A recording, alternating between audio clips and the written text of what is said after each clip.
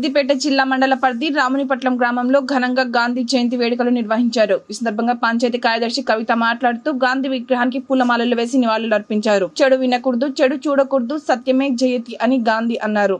ఈ కార్యక్రమంలో తాజా మాజీ సర్పంచ్ జరిపోతుల శ్రీనివాస్, ఉప సర్పంచ్ బొల్లం కుమార్, బీఆర్ఎస్ పార్టీ గ్రామ శాఖ అధ్యక్షులు పంతం శ్రీనివాస్, బీఆర్ఎస్ పార్టీ సీనియర్ నాయకులు బొల్లం చంద్రం, ఆకుల పరశురాములు, బండారి రాజయ్యం, సతీష్ కుమార్, శ్రీనివాస్ తదితర గ్రామ పంచాయతీ సిబ్బంది పాల్గొన్నారు.